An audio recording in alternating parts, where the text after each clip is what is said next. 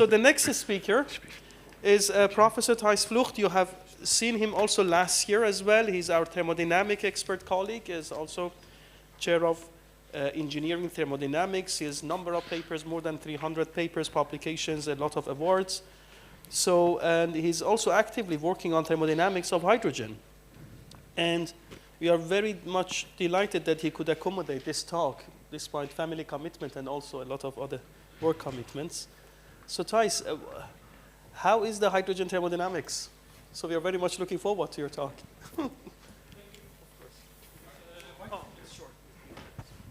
Thank you so much, and thank you very much for the introduction, Hadi, and thank you so much for having me. So my name is Thijs Vlugt, and I'm a professor and chair engineering thermodynamics in Delft. And today I will talk about thermodynamics of systems with hydrogen, and most specifically systems with hydrogen and water. Yeah, so in this diagram you may have seen a few times. On the horizontal axis there's the length scale. Oh, oops. How do I do the pointer? This one? I believe this is the light, this one. Ah, thank you so much. Yeah, that helps. On the horizontal axis, you see a length scale ranging from angstrom, the size of an atom, all the way to a process scale that is a meter or a few hundred meters. And on the vertical axis, you see the time scale from femtoseconds. That's 10 to the power minus 15 seconds. That's a relevant time scale for the motion of electrons, all the way up to days and months, which is a typical which is a typical time scale for a process. And in my research, I'm mostly here, so between nanosecond and microsecond, and on the nanometer to micrometer scale, so in the field of molecular simulation. So what we try to do in molecular simulation is to predict properties of materials and fluids from the interactions between individual atoms and molecules. So we have a system of interacting molecules, and using molecular simulation and statistical thermodynamics, we predict the properties. So to say simple, if you know the interactions between water molecules, then we can predict that water boils at 100 degrees Celsius at normal pressure conditions. So why is this useful? You can use this for predictions, for screening, to look at properties that are difficult to measure, or materials that are either dangerous or explosive, and you can obtain molecular insight because you get a snapshot of what the molecules are actually doing. And if you look at materials, then the advantage of these techniques is also that you can predict properties of materials without synthesizing them in the lab first. So we need for this, in the simulations to work, so-called force fields or molecular models. And these molecular models essentially describe the interactions. So if we, for example, have a CO2 molecule, then we have to model that we have a carbon atom and two oxygen atoms, and they're connected by a double bond, and this CO2 molecule interacts with another CO2 molecule in a certain way that depends on the distance and orientation of my CO2 molecule. And this is stuff that we all know. So these force fields are readily available for a lot of components, so we know how to do this. And then we have to calculate something, and that is done either using two techniques, either using molecular dynamics or Monte Carlo. So molecular dynamics is essentially solving Newton's second law. Force is mass times acceleration. So you get a movie of your system of interacting molecules as a function of time. And from this motion, you can calculate not only thermodynamic properties, but also transport properties, like diffusion coefficients and viscosities and interfacial tensions and so on. Well, in Monte Carlo simulations, you sample configurations in a stochastic way, in such a way that the probability to be in a certain state is proportional to its statistical weight. And you can derive how to do that. And if you do that, then you can calculate properties like absorption equilibria and so on and so on. So in the molecular dynamics, you have the dimension of time present because you solve a time trajectory of your system. And in Monte Carlo, the dimension time is absent. So you cannot calculate the fusion coefficients, but you can calculate thermodynamic equilibria. This I will skip. So there are two main books in this field. The book Understanding Molecular Simulation by Frankel and Smith, and Computer Simulation of Liquids by Allen and Tildesley. And these are the most important books in the field where all these techniques are revealed and explained and derived. So if you're interested, then please have a look at this one. In 1 week, the third edition of the book will come out. Okay. Sorry for this. So where I'm going to use all of this. So we're interested together with a company called Hyatt Hydrogen BV in compressing hydrogen to very high pressures. And the idea is that we want to use hydrogen as a fuel in a fuel cell car, like for example your Toyota Mirai. And if you want to do that, you have to compress hydrogen to very high pressures. And you can do this with a normal mechanical compressor, but this has a lot of disadvantages if you want to go to higher pressures. And with higher pressures, I mean 500, 600, or 700 bar. So the electrochemical hydrogen compressor is something very nice because you don't have any moving parts. So what you do is at an anode, you split hydrogen into protons and electrons. The protons, they move to a Nafion membrane. And at the cathode, the protons combine to form hydrogen again. And this process is driven by electricity and the flow of protons to the membrane. Now the trick is that at your cathode, you limit the amount of space. So any hydrogen that is formed at the cathode will have a limited space. And if you have more molecules and the space is limited, then by itself the pressure will go up. And with this setup, you can easily reach 1,000 bar without any problem. The only limitation is your material strength. Well, there is, however, a problem with this, and that has to do with the fact that the Nafion membrane, that is in between the anode and the cathode, is wet. It needs to conduct protons, and for that, the membrane needs to be a little bit wet. So what happens is that the hydrogen that comes out is saturated with water at 1,000 bar. And then the question is, how much water is there essentially in your hydrogen at high pressure?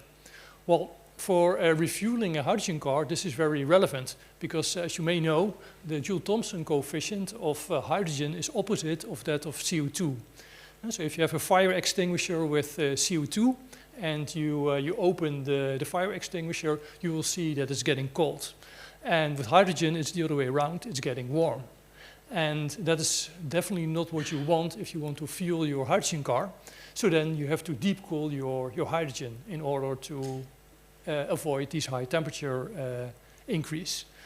Well, but if there's water inside and you're cooling, then the water can form ice. And the ice may essentially block the opening of your nozzle in your tank, and that leads to all kinds of safety issues. So the official standard for using hydrogen as a fuel in a fuel cell car is 5 ppm. And above that, you cannot use hydrogen as a fuel. So then the question is, at very high pressures, which are very difficult to measure, what is now the water content in high pressure hydrogen, and how do you get this water out if it's more than 5 ppm? So there's hardly any experimental data about that. So molecular simulation is the natural choice to actually get some predictions for this. But first, what you need is to have a model for hydrogen and see if it's any reasonable. So we first look at different force fields, different models for hydrogen interactions, and we looked at the density as a function of pressure. So the line is RefProp, so we're doing reasonably well with the predictions of different models. And we can also look at the fugacity coefficient, that is essentially saying how ideal, what is the chemical potential of my hydrogen compared to the chemical potential of an ideal gas. And that you can see there is some more spread in the model, but generally these force fields are quite okay. Well, we can also calculate other things like the expansivity. the heat capacity at constant pressure as a function of pressure, and the Joule-Thomson coefficient. And then you can see that the different force fields, especially for the Joule-Thomson coefficient, they were a little bit off by 20%. But the heat capacity and your expansivity is usually quite good. Well, if you combine all that, then we were able to calculate, map out the phase diagram water-hydrogen at high pressure. So on the horizontal axis, I plotted the pressure, and the vertical axis is telling you what is the mole fraction of water in the high pressure phase of hydrogen. And you can see that it's going down. So if with pressure, so if the pressure is increasing, then there's less and less water in the gas phase. But even at 1,000 bar, there's way more than 5 ppm. So that means that the high pressure hydrogen actually contains a lot of water. And in order to use your hydrogen as a fuel, you need to get rid of the water. Well, the sad thing is that in your fuel cell car, there is the fuel cell, there's the same Nafion membrane. And this membrane needs to be wet, because otherwise the fuel cell in your car will no longer function. So what they did in a fuel cell car is actually to humidify the water. So in a fuel cell car, there's just a small water tank that is ensuring that the hydrogen is wet. So what we do is first we do a lot of effort to get rid of an impurity. Then we put our hydrogen in a car, and then we put back in the impurity. So from a thermodynamic point of view, that is very, very inefficient. And there must be a better way of doing that. So the only experimental data set that we could find at the time was this line. This dotted line that we were able to reproduce quite well. And this line is experimental data from 1929, so almost 100 years old. And only recently we found a few other experimental data hidden in the reports. But for a long time, this was our only source that we could find for this. So we can also look at other properties, like the Joule-Thomson coefficient, and what the effect of water content is on the Joule-Thomson coefficient. And then you can see here the Joule-Thomson coefficient is plotted as a function of pressure, and it is saturated with water in this case. So at relatively low pressures, you can actually see a reversal of the sign of the Joule-Thomson coefficient. And so for lower pressures of 100 bar or 50 bar, it can actually be positive, while at higher pressure, it's really negative. So we also looked at what's happening in the water phase. And so we have the system hydrogen water. So there's a little bit of hydrogen in the water phase and a little bit of water in the hydrogen phase. And as a function of temperature, the hydrogen content in the liquid phase hardly changes with temperature. But in the gas phase, there's quite a difference. And we're now also looking at the effect of salt, for example, whether we can get a salting out effect of your hydrogen.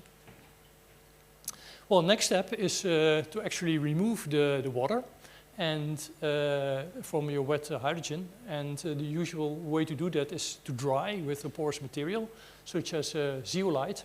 However, there are a lot of zeolites available in literature. So in the lab, roughly 250 have been synthesized, but potentially you could make virtually millions of different zeolites in the lab.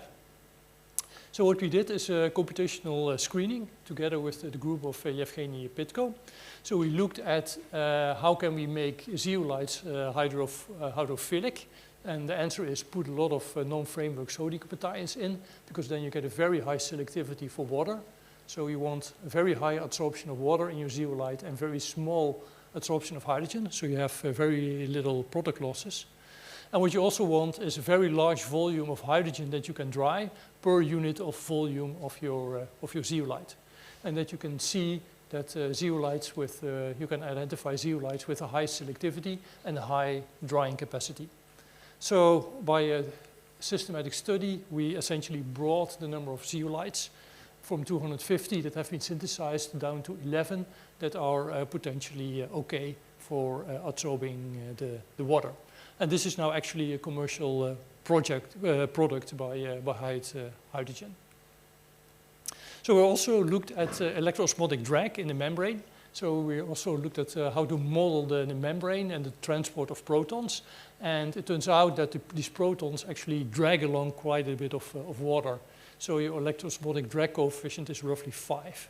So that means that every proton that is transported to the membrane drags along five other water molecules because of the strong interactions of the proton complex with the surrounding water molecules. So we'll also be looking at hydrogen storage in zeolites, so at low temperature.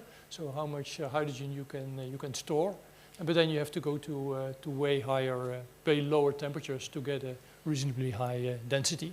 And with computer simulations, you can identify the frameworks that are most suited for storing hydrogen. So at the end of my presentation, given the time, I don't want to make it too long because everybody is tired and hungry. So the nice thing about these molecular simulations is that you can make nice pictures. And when together with David Dobbeldam, we've developed a tool called iRaspa. And there you can make these kind of beautiful pictures by yourself with just a few mouse clicks. So if you want to check it out, go to iraspa.org and you can download all the software for free. And it runs on Windows, Mac, and Linux. So have it a go if you want to give it a try. So our simulation software codes are also freely available on the web.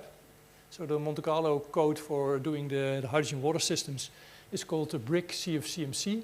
And you can just download it from GitLab and try it for yourself. There are a lot of examples, and there's also an example for hydrogen and water. So we're also organizing a workshop on how to use all these computational tools to calculate thermodynamic properties. So it's in September next year, just before the 28th Thermodynamics conference in Delft. So we're also organizing this, and we have a few very nice, excited speakers, especially Tyler Josephson is going to talk about how we can learn thermodynamics to computers using new AI approaches. So if you're interested, please visit the website of our conference. And this I will skip. So as some sort of a summary, what can we calculate from molecular simulation? Well, we can calculate in molecular dynamics the fusion coefficients, viscosities, transfer properties like thermal conductivities, electrical conductivities, but also thermodynamics, like equations of state and surface tensions. And in Monte Carlo, we can calculate a lot of thermodynamic properties like equation of state, Joule-Thomson coefficients, and so on. So thanks to all my collaborators, and especially this guy, Otto Multos. He was involved in all the calculations in the work that I presented today. Thank you so much. Thank you.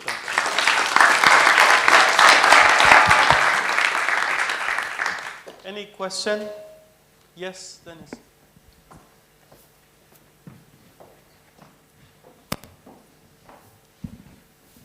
Thijs, thank you for very nice presentation. Something with the sound. One question, if we want to have more components, what kind of equation of state you can fit? More or less, we usually use cubics to predict, and let's say if you want to inject hydrogen into the depleted gas field or oil field, there is a lot of molecules that usually approximated by cubic equation of state.